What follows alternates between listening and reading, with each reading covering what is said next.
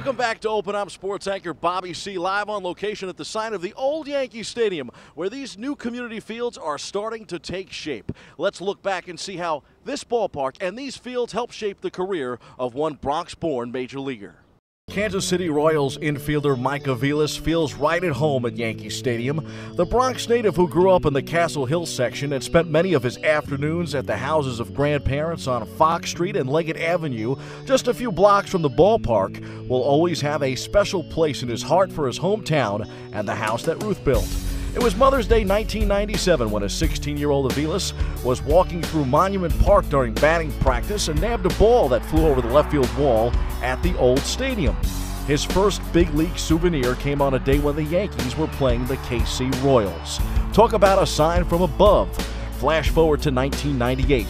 Guess where his first career hit came? You guessed it, Yankee Stadium. It's always great, get a chance to come back to the place where, I grew up playing out in all the parks around here.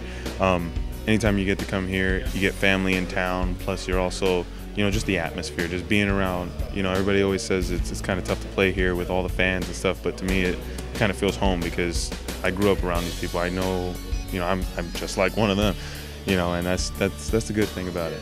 Aviles, who later graduated from Middletown High School in upstate New York, played college baseball at Concordia, nearby Bronxville. His career took off there, where Aviles was named a Division II All-American shortstop and the D2 Player of the Year in 2003 after hitting .500 with 22 homers and 65 RBIs in 45 games. You ever reminisce and think about those days playing on the sandlots at Castle Hill? Yeah, absolutely. I mean, you think about it, and I was talking about it earlier with Matt Trainer, our catcher, and he was asking me about, how the fields were, and I was telling him how pretty bad they were. Sometimes there's glass, sometimes there's rocks, but you go out there, you don't even think about it because you're a kid and you want to have fun, you want to play baseball, you still have that dream, you still have that goal, and, I was fortunate enough to get here. The hits just kept on coming for Aviles, who was named the 2007 Royals Minor League Player of the Year, and after a breakout rookie campaign in the majors, the Royals Player of the Year in 2008. An elbow injury ended Aviles' 2010, but now the rising star is back and looking to build off a career that started on the sandlots of the Bronx and under the bright lights of Yankee Stadium. My parents always told me, never give up, and to always keep, always prove people wrong. And that's what I always tell people, no matter what a scout, a coach, a person, anybody tells you, it doesn't matter what their opinions, what they are. Because ultimately what it comes down to is what you believe and what you feel in your heart. And I know I was always confident in my ability, and I knew that I could, get to the big leagues because that's what I felt like I was meant to do. And the one thing I would tell kids are, do not ever give up on yourself. The moment you give up on yourself, you might as well just go pick something else to do because it's not going to be there. And for me, my heart was always in it, and I was only one thing I was going to do when I got older, and I'm doing it.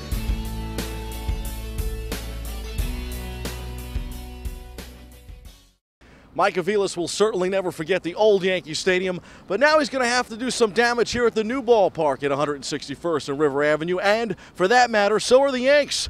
The Yanks rebounded from a series opening defeat to Toronto on Monday by rallying in the ninth on Tuesday night at the stadium. Trailing 4-3 in the last of the ninth, Curtis Granderson delivered a game-tying RBI single, paving the way for a walk-off single by Mark Teixeira and the club's second pie in the face of the season. Let's go inside the locker room, catch up with Tex and Russ Martin about the big victory. All I need is a single. Early in the at-bat, I wanted to let Curtis steal, because I know the pitcher's a little slow to the plate. Curtis obviously can steal a lot of bases, so I was going to let him steal. He did a great job stealing the base, and then after that just needed a single and didn't try to do too much, just hit a line drive, and luckily it found a hole.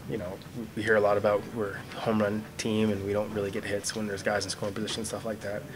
So it's definitely nice to put a nice little streak together there. Fueled by the momentum of Tuesday night's victory, the Bronx Bombers finished off Toronto in a 7-3 win Wednesday afternoon. Starter Freddie Garcia picked up the victory. Andrew Jones homered twice in support of Garcia. Meanwhile, Derek Jeter, who doubled in the matinee, is now 24 hits away from 3,000. Jeter and the first-place Yanks will be in Seattle this weekend. While the legendary Mariano Rivera made his 1,000th career appearance Wednesday, fellow reliever Rafael Soriano will be sidelined for 6 to 8 weeks. He has an inflamed ligament in his elbow. Somewhere GM Brian Cashman is screaming, "I told you so." Maybe Soriano owes cash him in a little bit of an apology. Mets owner Fred Wilpon certainly does. He apologized this week to stars David Wright, Carlos Beltran, and Jose Reyes for critical comments he made in The New Yorker. The cash-strapped Mets are in serious trouble and are expected to sell a portion of the team in the very near future. Former Met and Bronx-born superstar Bobby Bonilla is set to collect millions beginning July 1st when his deferred contract from the 1990s resumes. The Amazons are wrapping up a road series in Chicago and are coming home to face rival Philadelphia for a weekend holiday series at Citi Field. And now some quick hitters from around the world of sports. The Miami Heat and Dallas Mavericks appear bound for the NBA Finals. Former Cleveland Cavaliers coach Mike Brown is expected to replace Phil Jackson in LA. And don't be surprised to see the Vancouver Canucks and the Boston Bruins in the Stanley Cup Finals, with Vancouver a very good shot to win it all. But the biggest news, ladies and gentlemen, as I come right into the screen at home, has to be the proposal. That's right, New Jersey Net star, if you could call him that, Chris Humphries, has popped the question to Kimmy Dash, Kim Kardashian. I didn't think she'd be gone this fast. Let's have some better news in the C list.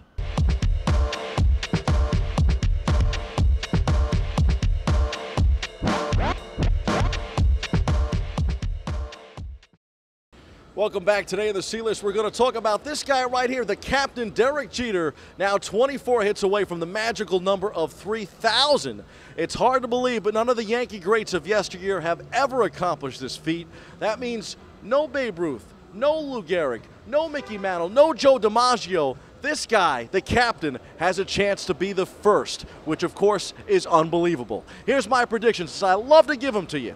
I think the captain will get that magical number. He'll attain the number 3,000 in Chicago. That's right, on Father's Day at Wrigley Field, I think the captain will get the 24th hit that he needs to reach 3,000. Sorry, Bronxites, it's just my prediction. Hopefully I'm wrong. Let's see him do it here in the Bronx. Go, Derek Jeter, go! That's your sports. I'm Bobby C. Back to you, Arena, with more Open after this.